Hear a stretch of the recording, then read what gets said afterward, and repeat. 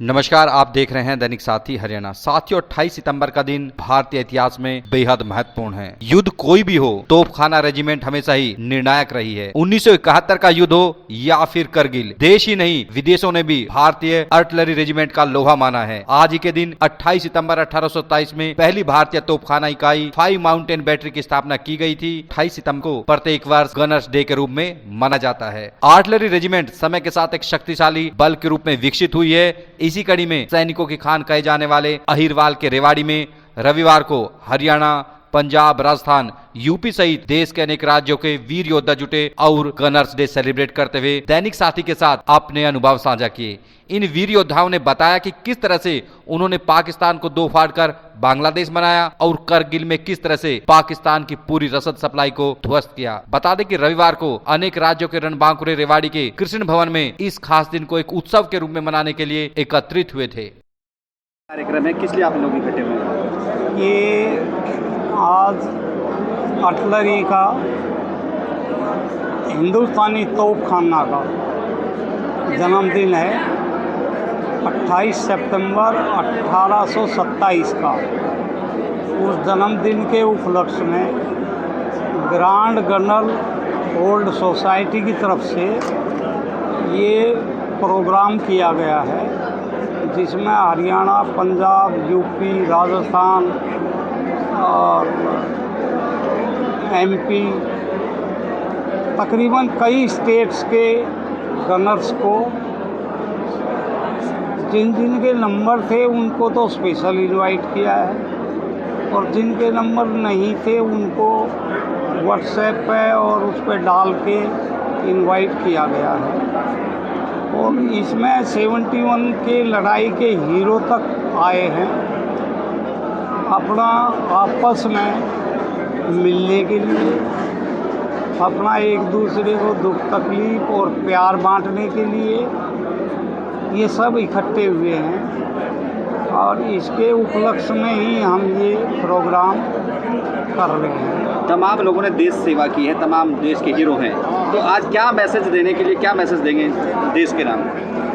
मैं देश के नाम यही मैसेज दूंगा कि आप जो भाई जिन्होंने देश की सेवा की है वो तो जानते हैं कि देश की सेवा करनी है, क्योंकि उनको तो सिखाया यही जाता है और उनके खून में भी यही है कि देश पहले है, बाकी सब काम पीछे है। और मैं बाकी सबको भी ये मैसेज देना चाहूँगा कि आप सब भी इसी भावना से काम करें ताकि देश की उन्नति हो और देश आगे अग्रसर हो। कि भाई आप सब देश को प्रथम मान के और देश की उपलब्धियों को देख के उसी हिसाब से आप भी देश की सेवा में कुछ ना कुछ हर आदमी योगदान देगा, तो ही ये एक दिन रशिया और अमेरिका का बाप बनेगा। सूबेदार मेजर अकाई जी, रिटायर्ड ऑर्डिनरी कैप्टन। कहाँ से बिलोंग करते हैं? देखो, आज के दिन तो मैं 5 बॉम्बे का हूँ। उधर देखो साहब, उधर ही बात करें। हाँ, मालूम है साहब। आज तो मैं 5 बॉम्बे का हूँ कि मेरे को इंडियन आर्मी में जन्म देने वाली 5 बॉम्बे, और इंडियन आर्मी में 5 बॉम्बे इंडिया को आर्मी को जन्म देने वाली, इंडियन आर्मी को जन्म देने वाली सबसे पुरानी बैटरी है 5 बॉम्बे। अभी मिक्स हो गई है। मेरी बैटरी ने जो मुझे दिया 5 बॉम्बे ने, मैं उसको कभी भूल नहीं सकता। मेरे को पहले बहुत इज्जत दिया था और मैं 97 में छोड़ दिया था, उसके बाद मैं चला गया। मेरी 5 बॉम्बे को सेकेंड वर्ल्ड वार में ऑर्डिनरी कप्तान उमराव सिंह को विक्टोरिया क्रॉस आर्मी का पहला आदमी था। नेक्स्ट 71 के वार में, वार तो डिक्लेयर हुआ दिसंबर में, हम मई में बांग्लादेश को आज़ाद करने के लिए वहाँ पहुँच गए थे। जिस टाइम मेरी सर्विस 4.5 साल की थी, मेरे से ऊपर वो न कोई हवलदार था न नायक था, हम दो थे, मैं और टी.ए. कृष्ण। वो आज याद आता है, लेफ्टिनेंट शाह साहब था मेरा GPO। वो एज ए ऑफिसर के साथ नहीं रहता, जैसे हमारे दोस्तों के साथ रहता था।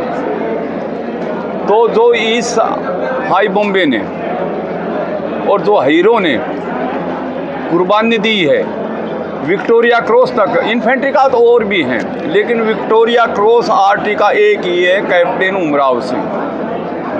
71 के वार में जब बांग्लादेश ने ज़्यादती की, सेकंड राइफल के हम इंडायरेक्ट फायरिंग में थे, सेकंड राइफल के उसके साथ हमने भी मदद करी। उसके बाद मेरा तो यही है, आज जैसे सबको इनवाइट किया है, सबको याद किया है, पुराने आदमी जैसे सरदार जी भी आ गए हमारी फाइव बॉम्बे से, 57 के हैं। 57 में 3 बैटरी होती थी, फाइव बॉम्बे सीनियर है जो 1827 की 28 सितंबर 1827 का जन्म है उनका। उसके बाद 146 थी पंडितों की, उसके बाद में 573 थी सरदारों की, अभी मिक्स कर दिया है। आज 2025 में हम उस टाइम में क्या फ़र्क देते हैं? सेना के लिहाज से बात करें, कितनी मजबूत सेना है और कितनी ज़रूरत है अभी और करने की? देखो ऐसा है, सेना पहली में मजबूत थी, अभी मैं पॉलिटिक्स में नहीं जाना चाहता।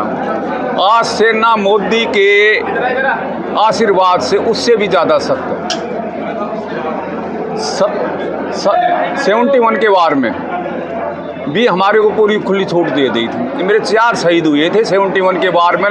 वार डिक्लेयर होने से पहले मेरी यूनिट के 4 शहीद हुए थे, जिसमें 2 अहीर थे, जगमाल सिंह और राम कौर हमारे लोकल थे। एक गुरदयाल सिंह था, सरदार जी पंजाब के थे 513 का। एक पंडित जी था 146 का। उस दिन हमारे बड़ा दुख हुआ था और आज भी याद आता है।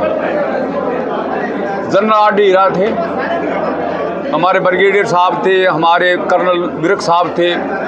उन्होंने कहा भाई या तो हमारे को पूरी खुली छूट दो और नहीं तो हमें वापस भेज दो। दूसरे दिन हमारे को खुली छूट दी। ये यहाँ बैठे लाल सिंह साहब मेरे गनर साइड से थे, मैं टी साइड था। एक गन ने 70 राउंड फायर किए थे, लाल बैरल हो गई थी। और उस दिन बांग्लादेश और पाकिस्तान थर्रा गया था भाई। वार डिक्लेयर से पहले इतना हुआ और उस दिन का हमें बड़ा सुखी हुई थी। हमने सारा दहस करके वहाँ से घास भी नहीं जाम रही होगी। रही बात आज का सेलिब्रेशन का, आज हम इसलिए याद दिला रहे हैं कि हमारी गनर डे है आज। गनर डे के यानी जन्म देने वाली। अगर आज उसको भूल गए तो हम इतिहास को भूल जाएंगे। ठीक है। दुख एक ही चीज़ है, आप किस चीज़ से हैं या मैं किस कास्ट से हूँ या हूँ। ये फाइव बॉम्बे बहुत पुरानी है और हीरो ने इतनी कुर्बानी दी है। मैंने कल भी रंजांगला डे में कहा था कि भाई हमारा जो हमने हीरो ने इतनी कुर्बानी दी है, राव तुल्लाराम ने कुर्बानी दी है,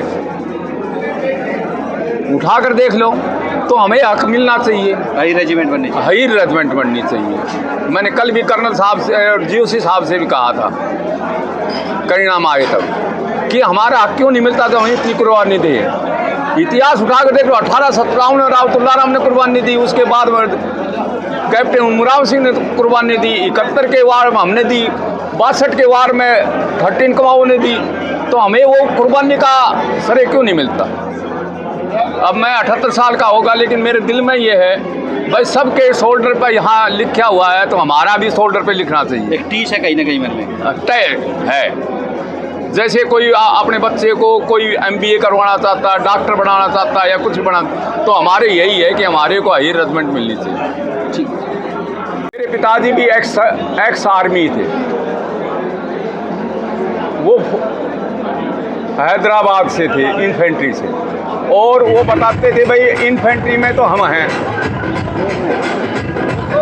और फाइव बॉम्बे नाम दिया जाता है Hyderabad regiment, five Bombay regiment. लड़ाई से पहले 2 ट्रुप होते थे, एक हीरों का, एक मुसलमानों का।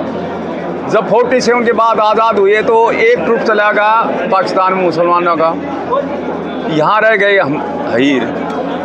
तो हमें ये है, एक तो सबसे बड़ा है कि बैठे हैं, सब बैठे हैं, कोई बात नहीं, लेकिन हमारी बैटरी को मिक्स नहीं करना चाहिए।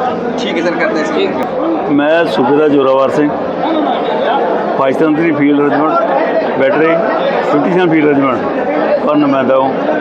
मैं एक अच्छे लेवल का स्पोर्ट्स इंटरनेशनल स्पोर्ट्समैन था, जो कि मैं यूनिट में मेरा कम टाइम हुआ, ज़्यादा मैं सेंटर में रहा हूँ, बाहर रहा हूँ। पर जो मेरी यूनिट थी 57 फील्ड रेजिमेंट, एक बहुत ही बहादुर रेजिमेंट थी। इसमें 3 कास्ट थी, हीर, पंडित और सरदार। जहाँ भी आप जिस भी ब्रिगेड में जाते थे, कहीं भी जाते थे, जो हर रेजिमेंट हमारी रेजिमेंट से डरती थी कि हाँ कि 57 रेजिमेंट कोई रेजिमेंट है। जो रेजिमेंटों की ट्रॉफी थी, स्पोर्ट्स की हो, गन ड्रिल की हो, कमांड पोस्ट कंपटीशन की हो, कोई भी हो, हर ट्रॉफी के ऊपर 57 फील्ड रेजिमेंट का कब्जा रहता था। बाकी हमारी 5 बम्बे फील्ड बैटरी है, ये हमारे तोपखाने की सबसे पुरानी बैटरी है। आज क्या मैसेज देंगे? आज गनर डे है, आज सेलिब्रेट कर रहे हैं आप। मेरा गनर डे मेरी तरफ से ये है कि मेरे जितने भी ओल्ड गनर हैं, जब प्रेजेंट गनर हैं, जो मेरी अभी यूनिट में काम कर रहे हैं, मेरे तरफ से उनको बहुत बहुत बधाई हो। गनर कोई अनुभव साझा करना चाहते हो पुराना, आप जब जीवन का रहा हो, युद्ध काल का कोई अनुभव रहा हो इस तरह का? मैं यूनिट में कारगिल टाइम में यूनिट में आया था, परकियाडोम में। हमारी रेजिमेंट ने एक बहुत ही अच्छा काम किया था, जो कि शलाघाजोग था, जो कि उनकी जो आगे एडवांस करते थे, आतंकवादी आतंकवाद जो भी थे उनके, वो करते थे। हमारी रेजिमेंट ने उनको रोक कर रखा, कहीं उनको आगे बढ़ने नहीं दिया। कारगिल वॉर में, कारगिल वार में एक हमारे रेजिमेंट का बहुत ज़्यादा अहदा था। हमारी रेजिमेंट दिल्ली में गई, यहाँ पर 26 जनवरी परेड पर गई। हमारे 5 बम्बे फील्ड बैटरी ये दिल्ली परेड में भी गई। एक बहुत अच्छा मतलब अपना नाम देकर आई कि हम हैं। ठीक, मैं इतना कर सकता हूँ। मैं कैप्टन रणबीर सिंह। मैं ये जो रेजिंग डे हो रहा है आज, ये 28 सितंबर 1827 को, जो हमारी बैटरी है 5 बॉम्बे फील्ड माउंटेन, मतलब फील्ड बैटरी, पहले माउंटेन बैटरी होती है, आजकल फील्ड बैटरी, उसके अंदर मैं 1900 का नाम 82 में मैं पोस्टिंग आया था। तो उसके बाद में ये जो रेजिंग डे है, आज रेजिंग डे है गनर्स डे, तो आज हम गनर्स डे मना रहे हैं। और इस रेजिमेंट, ये जो रेजिमेंट ऑफ आर्टी की सबसे पुरानी ओल्डेस्ट यूनिट। तो गनर्स की क्या भूमिका रहती है किसी भी आर्मी की और किसी युद्ध में? क्या गनर की तो निर्णायक भूमिका होती है। गनर्स तो युद्ध की पूरी भूमिका को ही पलट देते हैं। आपने गनर्स बहुत पीछे होते हैं, वो आगे नहीं होते, तो कम से कम 30 या 20 किलोमीटर पीछे होते हैं। आगे तो इन्फेंट्री होती है, आर्मर्ड होती है। तो आर्मर्ड इन्फेंट्री को जब लगता है कि भाई हम तो गिर गए, हमको बचाओ, तो उस टाइम पे निर्णायक भूमिका में आती है आर्टिलरी। आर्टिलरी का एक ओपी ऑफिसर होता है इन्फेंट्री के साथ में। वो इन्फेंट्री को सपोर्ट करते हुए, जैसे इन्फेंट्री कमांडर बोलता है कि भाई मुझे अब यहाँ मेरी तो जान जोखिम में आ गई, तो मुझे कुछ मदद चाहिए, तो उस टाइम में जो आर्टी फायर मंगाया जाता है, तो आर्टी फायर पीछे से डाला जाता है। वो तकरीबन 20-30 किलोमीटर पीछे होता है, वहाँ से वो आर्टी फायर डालता है। तो जो ओपी होता है वो बताता है कि भाई मुझे यहाँ फायर चाहिए, इस ग्रिड डिफरेंस को फायर चाहिए। उस ग्रिड, जैसे मान लो ये आपका ग्रिड डिफरेंस दे दिया, ये अब आप इसके नॉर्थिंग और ईस्टिंग निकालो। हर चीज़ के कहीं भी जाओ नॉर्थिंग ईस्टिंग होते हैं। यहाँ लोगे तो यहाँ का भी नॉर्थिंग ईस्टिंग। आपका कोई अनुभव रहा हो इस तरह का युद्ध में? यस, अनुभव रहा है, लेकिन उस अनुभव को मैं ऐसा कुछ नहीं कह सकता, वो सब चीज़ें ज़रूरत नहीं है बात करने की। लेकिन मैं जो एक जर्नल बात है, ईस्टिंग नॉर्थिंग के हिसाब से हम स्केयर निकालते हैं। उस स्केयर में हमको यहाँ घोड़ा चाहिए जहाँ माइक लग रहा है, तो हम घोड़ा डालेंगे। वो घोड़ा हो सकता है थोड़ा आगे चला जाए, थोड़ा पीछे चला जाए। हम उसको बोलेंगे थोड़ा प्लस करो या थोड़ा माइनस करो, तो हम घोड़ा माइक पे चाहिए, तो माइक पे आ जाएगा। ये एक तरीका होता है, इसको एक सिस्टम है आर्टिलरी का, उस सिस्टम के तहत ये काम किया है। और उस सिस्टम के तहत हम गोला जहाँ हमको चाहिए वहाँ गिरा दिया, फिर हमको बोला हाँ ओके अब ये पहुँच गया 10 राउंड गन फायर, अब हमको दमादम आने दो। तो वहाँ से आपको कमांड मिल जाती है। ये वो कमांड देता है, जो ओपी होता है ना, जो ऑब्जर्वेशन पोस्ट जहाँ पर होता है इन्फेंट्री के साथ, वो कमांड देता है। वो कमांड देगा पीछे गनर्स को, जो हमारे पीछे गनर्स होते हैं, जीपीओ होते हैं, वो पूरी एक टीम होती है। ये सारा टीम वर्क है, गनर्स भी है, ऑपरेटर है, टीए है, इन सब का एक मिला जुला टीम वर्क होता है, अकेला कुछ नहीं है। इसमें हर आदमी का एक अपना टीम वर्क है, वो अपना अपना काम करता है और गोला वहाँ आ जाता है। जब गोला वहाँ आ गया तो दे दमादम फायर को बोलते हैं 10 round gun fire, 4 round gun fire, जो भी जीतना चाहिए तुमको वहाँ डाल देगा और उसको ख़त्म कर देगा। इसी तरह का एक दृष्टांत मैं छोटा सा बताता हूँ। 1971 का एक दृष्टांत है, अगर किसी को पता है नहीं पता है, लेकिन मैं बता रहा हूँ।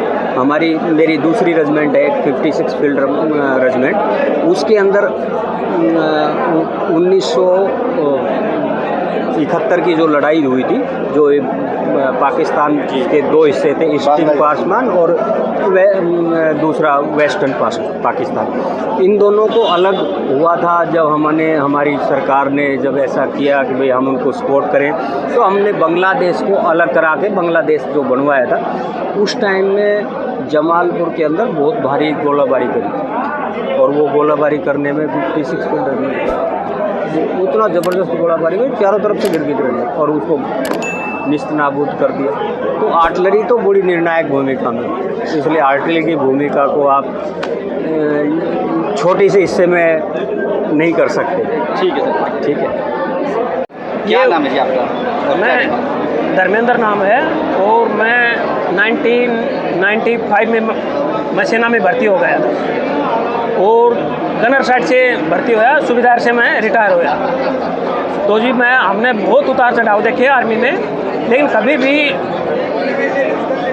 स्टेप पीछे नहीं लिया, हमने आगे ही लिए। आप कुछ एक साझा कर रहे थे, एक अपना अनुभव को बताइए। ये जी मैं जवानों को बताता हूँ कि सेना कोई ख़राब चीज़ नहीं है, बहुत अच्छी चीज़ है और उससे अपना जीवन चक्कर जो होता है, देश का जीवन चक्कर होता है, वो बहुत ही आगे जाता है। कारगिल का अनुभव जो आप बता रहे हैं। और कारगिल का मैं अनुभव बता रहा हूँ। हम 99 के अंदर कारगिल में मच्छल सेक्टर में थे, जो सोनापिंडी हमारा लोकेशन था।